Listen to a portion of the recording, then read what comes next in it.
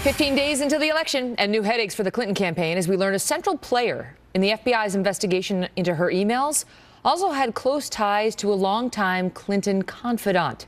He happens to be the Virginia governor, Terry McAuliffe, who was co-chair of President Clinton's re-election campaign and actually ran her first presidential campaign as well. Well, as it turns out, Governor McAuliffe was also the man donating nearly $500,000 to the wife of the FBI official who wound up leading the Clinton email investigation. Judge Andrew Napolitano and Peter Schweitzer of Clinton Cash, of the Government Accountability Institute as well, are here on that. But first, we go to Chief Intelligence Correspondent Catherine Herridge. Catherine? Well, Megan, campaign finance records show that the money accounts for more than a third of the campaign funding for a senior FBI executive's wife. Deputy FBI Director Andrew McCabe's wife, Dr. Jill McCabe, ran for the Virginia State Senate last year.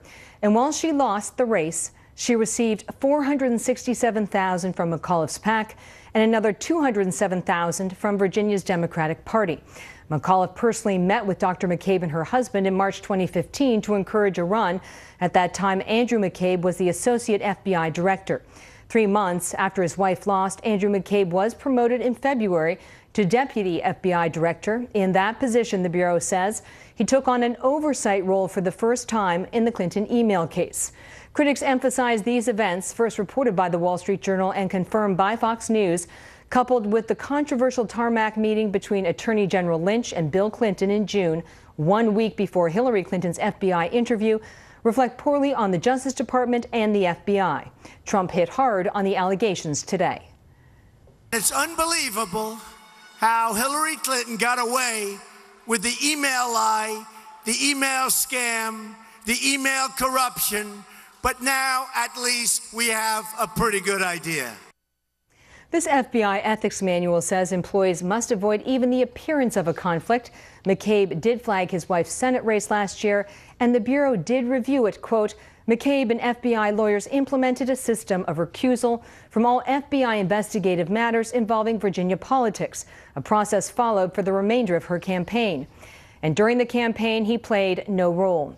But a former senior FBI agent told Fox Tonight the Bureau and McCabe did not do nearly enough to properly distance him from oversight conflicts, and their actions are not in keeping with the FBI motto of integrity, Megan. Catherine, thank you. You're welcome. Well, our next guest thinks he knows where this leak came from, and he's predicting we'll see plenty more like it over the next 15 days. Judge Andrew Napolitano is our Fox News senior judicial analyst. So where do you think the leak came from? There are probably 100 FBI agents who worked on the investigation of Mrs. Clinton. Hardworking men and women in the field who gathered evidence and interviewed witnesses and shipped this data up to senior management like Mr. McCabe, and are furious at the decision not to prosecute her. They were denied the right tools, no grand jury, no subpoenas, no search warrants. They are the ones who are leaking information to undermine the decision not to prosecute, to demonstrate that it was not professionally made, that it was made for political reasons. But what of the fact that this guy, McCabe, wasn't running the email investigation at the time his wife was running for office and got the donation from McAuliffe? This is an issue about the appearance of impropriety. Now, the appearance of impropriety is where, to a layperson, it looks like it's fishy. It looks like something smells. How can this guy be the number 2 person in the Justice Department when the person providing the money to his wife is himself being investigated by the FBI? Governor Terry McAuliffe, right? The FBI. And this guy's the second in charge at the FBI. Right. And when he has an interest in that money going to his wife, and when he has an interest in seeing to it that Mrs. Clinton is not indicted, because that disrupts the financial stream to his wife. It seems like they're so, we always learn there's more to the story. Loretta Lynch goes on the airplane and talks with Bill Clinton. What were they talking about? And then just this week it came out, Judge, in the Podesta emails that were leaked through WikiLeaks. Right. That, you remember, the New York Times broke the story on March 2nd, 2015, that Hillary Clinton was using a private email to do all of her government business. Right. President Obama came out within days and was asked whether he knew. And here's what he said. Mr. President, when did you first learn that Hillary Clinton used an email system outside the U.S. government for official business while she was Secretary of State? The same time everybody else learned it through news reports. News reports. Well, so 5 days earlier. The Podesta emails show that's completely untrue. So here's another theory as to why Mrs. Clinton wasn't prosecuted. Because the first defense witness to be put on the stand would be the former president of the United States, Barack Obama. You knew this because you used it and you authorized it, because here's a couple of hundred emails from you going to her. That statement that he made to Bill Plant was a bald-faced lie, and we now know it, and we have documentary evidence of it. It can't be true, because the Podesta email that came out 2 days after the New York Times broke the story is asking, should we hold back emails between Hillary and President Obama because of his executive privilege. This was at a time when Podesta was working for President Obama before he went over to work for Hillary. So clearly there were emails to that private email, and Podesta knew it.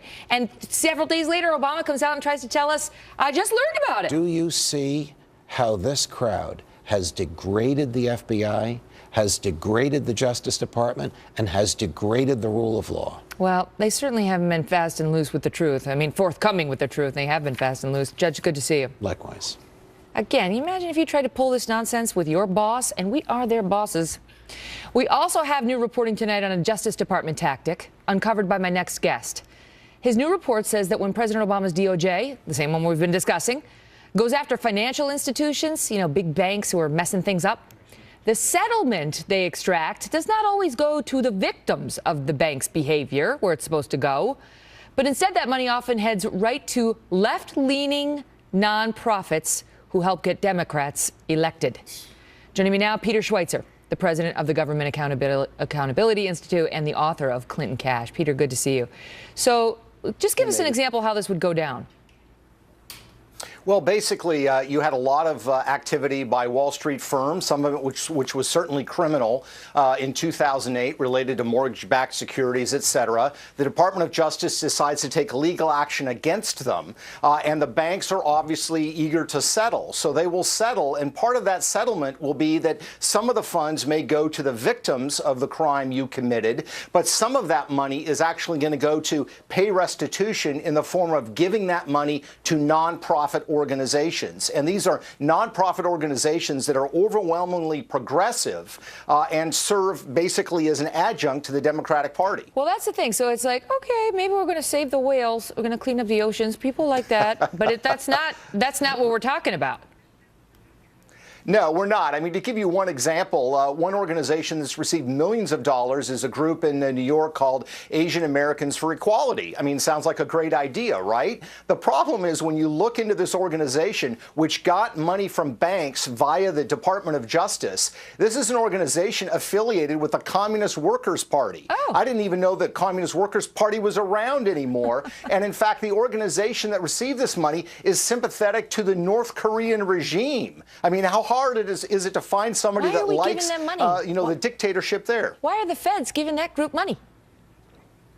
It's a great question. I mean, a lot of it is sort of get out the vote, examples, efforts. In some cases, it's designed for voter registration. The problem is that when you look at the literature of these groups, what they mean by get out the vote or voter registration is progressive voters exclusively. And that's the problem.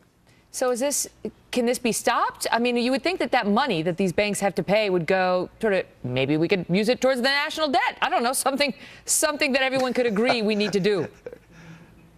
No, I agree. I mean, look, I think if there are crimes committed by these banks and by these financial institutions, it ought to go to the victims, the people that were victimized. That's a novel Other idea. than that, it ought to go to the...